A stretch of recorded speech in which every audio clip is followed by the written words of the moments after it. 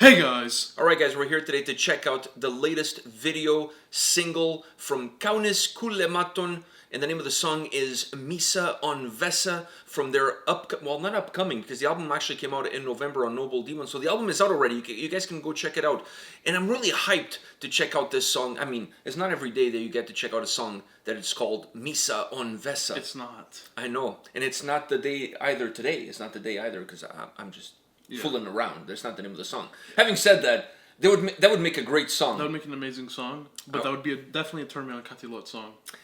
For sure, for sure. I don't see a Doom track with that kind of a name. No, it has to be Turn Me On Katilot. Yeah, or Eskimo Cowboy. Or Eskimo Cowboy. If they were doing a Finnish track, a Finnish themed track. Now the name of the song is Hyvästi.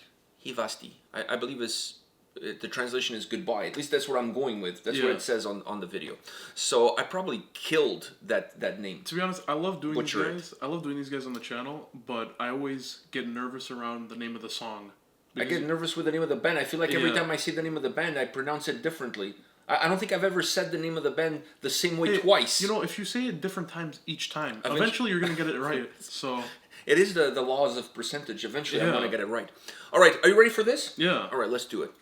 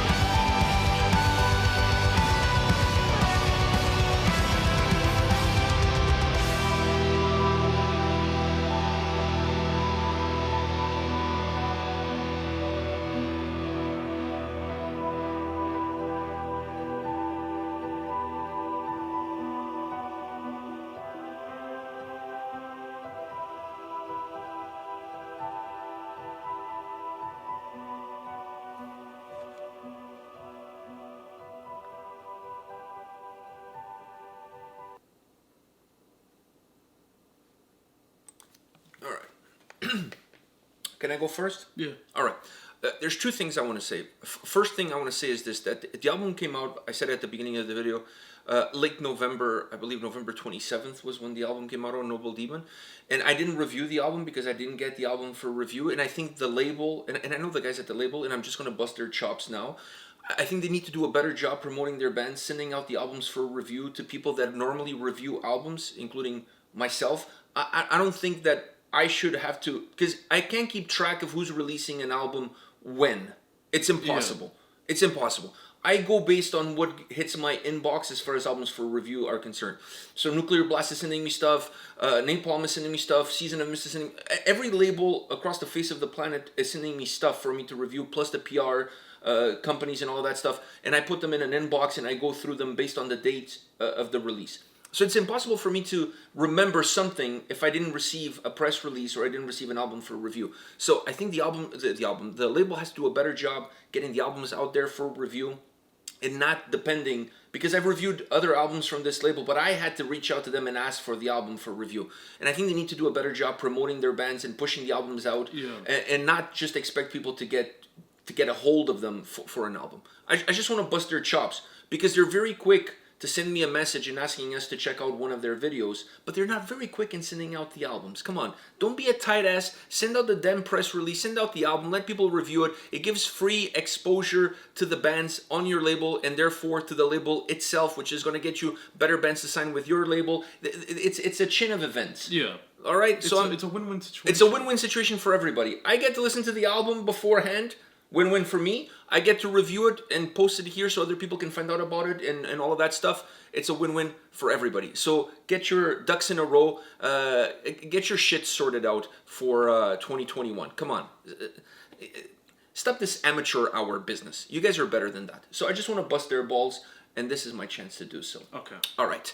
So now that I said that, and that's the reason why we were checking out this video. It's because they asked us if we would check it out, but also because I didn't review the album. I wanted to listen to something from this album. Yeah. So I figured, okay, I didn't review the album. Let's at least check out one of the songs from the new album. So it's kind of the reason why we're here right now. The other thing I wanted to say is this.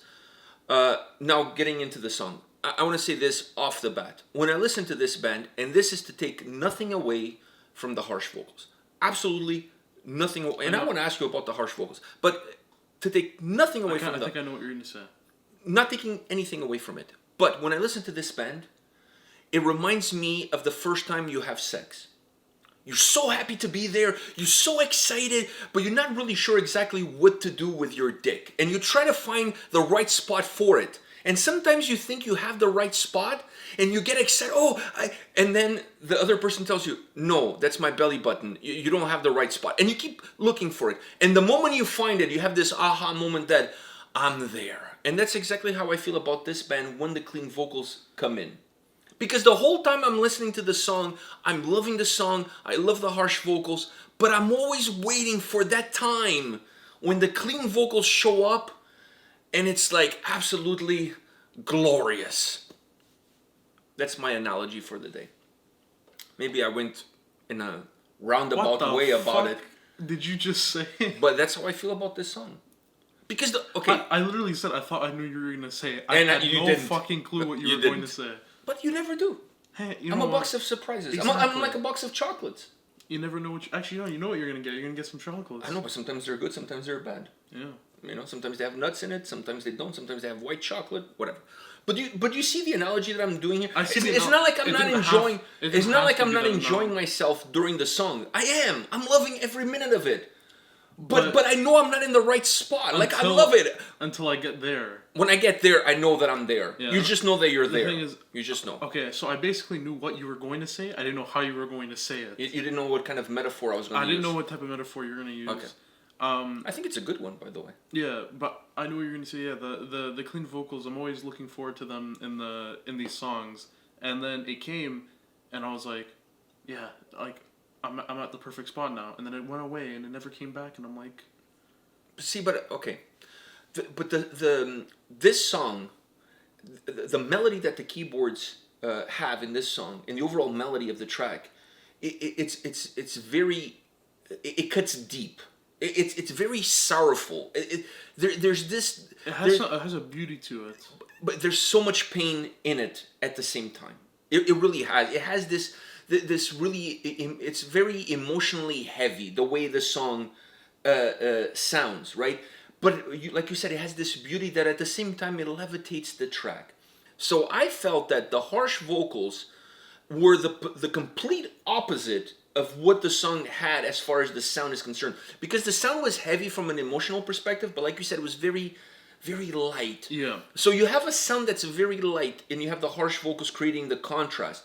If you bring in the clean vocals a lot throughout the song, then there's no counterbalance. Everything is. It's true, but I just wanted to hear him again. Like, it's not that I felt that way, not because it would make sense if he came back. It's the fact that I just wanted him to come back. I honestly thought they were not even going to be there because the way the song, the way dynamic the song was is playing out, and halfway through, and I'm like, oh, he's just not going to come. He's not going to come in, and I'm like, I'm enjoying myself, but there's like that bittersweet of, you know, you were kind of hoping that he would. See, but I thought the way the song was constructed, the way the song is being delivered, the dynamics that the track have, as far as the musicality, the atmosphere, all of these elements that are coming together, I thought this is a track that you could almost get away with not having any clean vocals at all, like not having it all. You know what I was kind of hoping that they would do, and they didn't go that way. It was kind of weird because with the harsh vocals, they had a little bit of a Smeagol portion of it, and that was kind of odd. I thought that was kind of different. But anyways, what I thought they were going to do is they were going to use in some parts of the chorus later on in the song. I thought, okay, maybe as the song progresses, they'll bring the clean vocals as backing vocals to the harsh vocals. I thought that too, and that would have worked out tremendously because I thought that would have given volume, it would have given presence, it would have a little bit of that ambiance to it, but you're not necessarily using the clean vocals in the forefront. No, using it more as a mist in the background. Exactly. And you would have, and saying the same thing as you're getting through the harsh vocals, but with the clean vocals in the background, almost as an echo feel to it, like a mist, like you said. That's where I thought they were going to go with it. So I was surprised that there was even clean vocals in it. But having said that, I honestly, I don't care. Yeah. And once again, not to take anything away from the harsh vocals, but the clean vocals, the way the way they sound, and the way they sound with the music that these guys create is just perfect. It's just perfect. It's just like absolutely magnificent. I love it. Yeah. So and to be honest with you, I don't care if it's a layer here, a layer there, a piece here. Funny, I just want to hear them. Yeah, I'll admit it would be kind of hard to listen to a whole song without him. The song has to be really constructed in a perfect way. That's what I said. But this one was close, and I thought they could have pulled it off. The thing is, that's why I said it, because halfway through the song, I'm like, there doesn't seem like a place for him to be. Exactly. There didn't because seem the way the song is constructed, there's really no room for it. I was listening, I'm like, okay, I don't think there's really a place for him to fit in. So I'm like, I'm enjoying it, but at the same time, it's a bittersweet because I really wish that. And that's why I was saying, because I agree with you, because I didn't feel like there was a room for it. That's why I thought they were going to use it as backing vocals in the chorus. Maybe the last chorus of the song, bring it in order to close off the song. It would have worked out really nice too, because it would have given a sense of finality to the track. That way the chorus is not, it has a different element. So it changes at the end, but at the same way, it almost feels like the curtain coming down and it's the end of the song. And if you're watching the video and you see all the leaves represent death, represent something that's ended. So the whole goodbye theme, it's even there as far as the video is concerned. I don't understand the lyrics, but there is a sense of loss in the song and how it feels and how it sounds, the melody that it has, the keyboards, everything that's happening. The harsh vocals to me felt like the outburst of the pain of what you feel, because the music gave me the sense of that goodbye, of that inner loss, but almost in a peaceful kind of way. And then the harsh vocals was the exterior side of that pain, because sometimes you feel pain on the inside. You lost somebody, and you feel that sense of sadness. Like I remember when I lost my dad. You have this emptiness inside of you that you can't. It's really hard to put it into words. So at that moment, if you were to look inside of me, you would have seen calm, because there's a piece missing there, and because that piece is missing there, there's just absolute calm. It's emptiness. It's darkness. But whenever that feeling came to the outside, it came in anger. I felt like screaming. I felt like crying. So the harsh vocals were the outside of what the song musically felt on the inside, if you know what I'm saying. So it had a little bit of that. So using the clean vocals at the end, on the last chorus, as a backing vocals to the main vocals, I think it would have worked tremendously, because it would have been the merger of those two worlds coming together as one. So from an emotional perspective, how the song is constructed, I think it would have been perfect. Having said that, there's nothing wrong with the track. No, there's nothing wrong with it. I just think, like, I was like you, where are they going to fit it? I don't think they're going to fit it in here. But they did. So these guys, incredible. By the way, they were at Dark River Festival this year, 2019. They played at Dark River. 2019. Oh, 2020. We're in 2020, right? 2020. Oh, I don't even know. I don't even know what year we're in anymore. Anyways, they played it this year at Dark River Festival, and I already saw some of the names that Dark River has announced for next year, for 2021. And it's like, it seems like that festival has gone to the next level since we were there. I know. We were the igniters. It looks like they were kind of like treading water. They were like an okay festival. We show up and boom. Since then, it's been like guns blazing. They're like the Vaken of Finland. You know what I mean? Like, they're like the Tuska of Kotka. Of Kotka, yeah. You know, like, I mean, like, I'm running out of comparisons here. But I feel like have you seen the lineup? This year was incredible. These guys were there. But the lineup for next year, they got Fintroll, Swallow the Sun, Vorna. Who else did I see that they announced? A bunch of other bands from Finland. Like all like great bands. It's incredible. That's the only reason why I would go to Kotka. Oh, if we have the vaccine in time and everything plays out the way I'm hoping it plays out, I think you guys are going to see us at Kotka in 2021. Yeah. But if there's no vaccine and stuff like that, then I'm not getting on a plane until I have a shot. Plain and simple. I'm just keeping it real. Yeah. All right. Well, I don't think we can get there anyways, because Europe has banned Canadians from going because of the virus. So we can travel on the Portuguese passport. But not your mother, only the two of us. We have to live at our home again. All right, we'll see what we can do. We'll see what we can do. We'll see how 2021, right? 2021. All right, yeah. how 2021 goes. We're gonna be in. Okay, because I thought for some reason we're in 2019. I'm all over the place. Every day is the same day. I'm living Groundhog Day. This is Groundhog Day. All right, guys. On that note, come back tomorrow. We'll have more videos for you. See you guys. See ya.